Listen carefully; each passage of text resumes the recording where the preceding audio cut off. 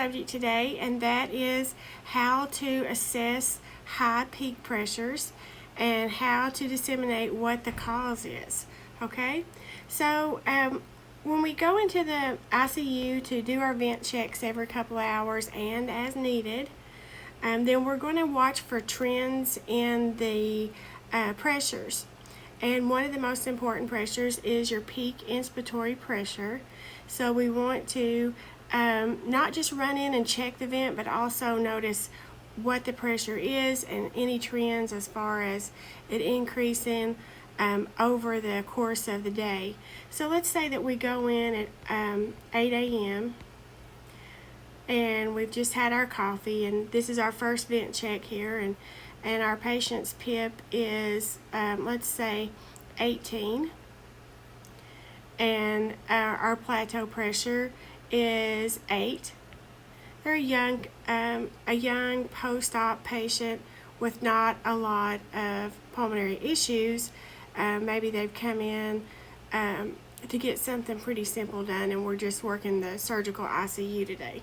Okay, so we come in, we do our vent check, and everything looks good. We're just really waiting on them to wake up and make sure that everything went well with the surgery before they're extubated. Okay, so let's say we come in at 10 a.m. and our PIP has risen to 22, and our plateau pressure has stayed around 8. So this is a good indication when your PIP pressure raises and your plateau pressure stays the same. Okay, then you know that more than likely it's an airway resistance problem. Okay, so we would just want to go ahead and correct whatever the airway resistance issue is. Okay, so let's say that we come back in at noon. We've corrected that. We've suctioned. We've done what we need to do, and our airway resistance is up to 28, and then our plateau pressure has risen to 14. So now that kind of changes our train of thought. Okay, if our PIP pressure is increased and our plateau pressure is increased, then more than likely we're looking at something that's not necessarily airway resistance. Okay, so we do our normal routine. We suction, and we make sure that the airway's patent and everything, and we listen to breath sounds, and they're starting to sound diminished, and they're starting to you're hearing a little crackle or two here or there. So we go back in maybe at let's say 12:45, and we're climbing slowly up to maybe 32, and our plateau pressure is climbing with it, and so it's up to 18, and we're like, oh boy, we're seeing a real trend here. So it's time to start taking notice and find out what the problem is. Okay, so airway resistance issues can usually be corrected by just correcting what the problem is that's causing the increased airway resistance. But compliance issues are more complicated, and that just means the lung is becoming stiff and harder to ventilate. So if the compliance is decreased, then we have to pay attention to that. All right, so things that cause a increased airway resistance, we know, is the patient could need suction, so they could have secretions in the airway, and so we would just suction to correct that. They could have bronchospasm. Maybe they have a reactive airway disease of some kind, asthma, COPD, so we would give a bronchodilator.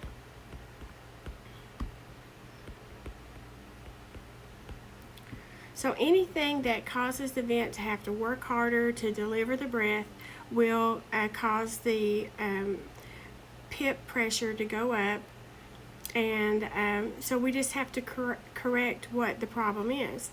Other things that cause increased PIP, peak inspiratory pressure, is maybe there is a pneumothorax.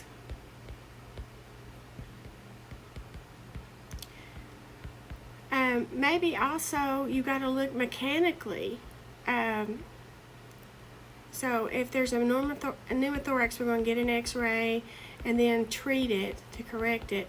But what if it's a mechanical issue? Like maybe maybe you're using an HME, because we said our patient just came out of surgery and we're just kind of waiting on them to wake up and stuff, and so they don't really have a lot of secretion issues or pulmonary disease, so we feel secure with using an HME because it's going to be a short intubation, which is fairly common.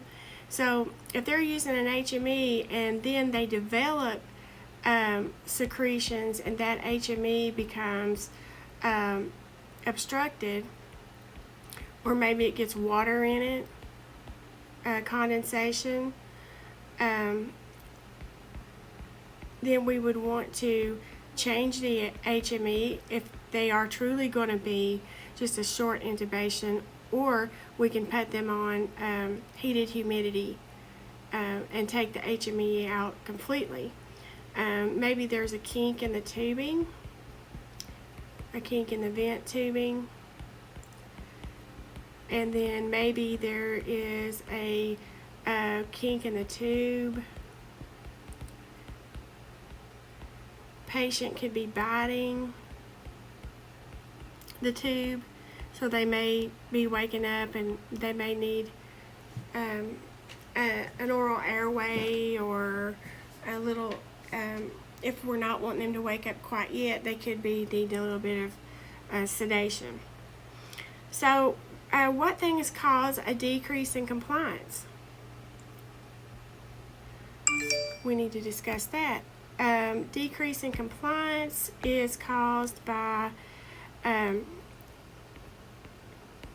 couple different issues, and the one that we don't want it to be caused by is ARDS, because adult respiratory distress syndrome, even though we've been researching it and trying to find different modalities, and we have ARDSNet, and which, if you haven't been on ARDSNet, you definitely need to go on there and give it a look at and get to know those protocols. But decreased compliance can occur because of atelectasis. And people say, what is atelectasis? Okay, let me give you a really elementary diagram. If you have an airway and it's just floppy, lazy, deflated, then that's atelectasis. But if we can recruit that, and we say that it looks like a raisin when it should look like a grape, and we can pop open that alveoli, then imagine how much easier it is going to be for the O2 to come across through the airway, through the alveoli, across the AC membrane, and onto the red blood cell. And then CO2 is going to be able to come back out and be exhaled out. Much better. How do we correct that? Our friend PEEP. Okay, don't be afraid to use your PEEP. Just watch your hemodynamics when you do. Alright, so you can recruit your lazy, floppy raisin alveoli and make them pretty grapes again by using PEEP. So I think I've read somewhere that if you took all of the alveoli in a person's lungs and laid them out, they would be the size of a tennis court.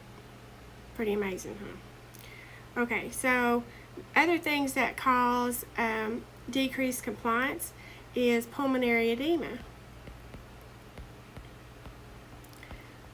And pulmonary edema is a part of the scary ARDS diagnosis as well, because you get fluid and you get exudating things in there that are taking up space in the alveoli. So again, if we have that alveoli, and it gets filled with some fluid and exudate, whatever that is seeping back in there due to some type of organ failure, then it's going to be super hard for the O2 to get into the airway, into the alveoli, and through across the AC membrane, and the CO2 to get out because the water is obstructing it, okay, or the fluid. And we see that in CHF, ARDS, and kidney failure, renal failure, liver failure, anything that causes fluid overload is going to cause pulmonary edema. Okay? So atelectasis, pulmonary edema all cause decreased lung compliance. Also, I said pulmonary edema is part of this. ARDS, adult respiratory distress syndrome, has about a 25% chance of survival.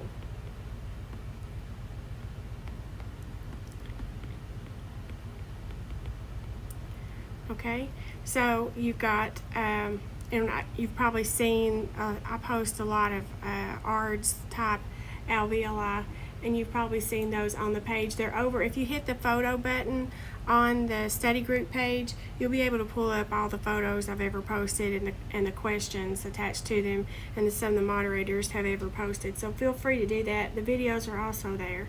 Okay, but there's lots of pictures of ARDS there, and again, you've got that same issue, but you just of that pulmonary edema, and then you've lost even more elasticity, and the lungs become fibrotic as the ARDS progresses. So other things that can cause compliance issues is pneumonia, and we know that that's some type of consolidation, mucus and inflammation all in the lungs. So if you take that and then you add mucus in there, then again your oxygen can't get across to the AC membrane to the blood stream. I should be making these red, but and then the CO2 can't get back out, and that really complicates things. So all of these things will decrease compliance. The lungs can't expand if they're waterlogged.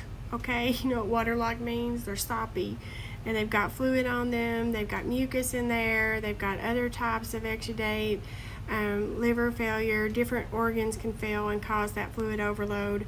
Atelectasis, the lungs need recruited. And the thing about it is, this PEEP is going to help with all of these compliance issues, okay? And then if your PIP continues to increase, the closer it trends toward 50, you're going to have to go ahead and switch modes. If you were in volume control mode before, then you may need to switch to pressure control. And that's a little bit frustrating, because if you're in volume control and you can't control the pressure as well as you would like to,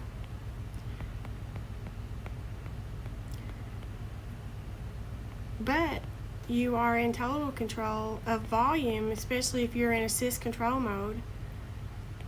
You know, if you're in volume control, obviously that's how it got its name. Then if you switch them to pressure control, then you can't control the volume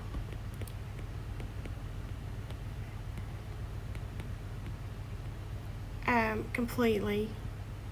you have to really monitor it and know how to change your settings to do that. But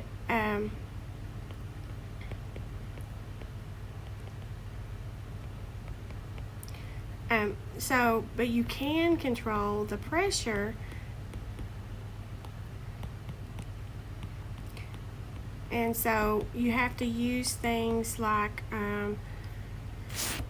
different and we'll get into those later, but you have to use different settings and manipulations in order to really manipulate the tidal volume when you're in pressure control, and you really have to monitor it, because if you have somebody set on a pressure max of say 35 or 30, and then they continue to lose compliance and they continue to have issues, then they may not be getting a adequate minute ventilation, and so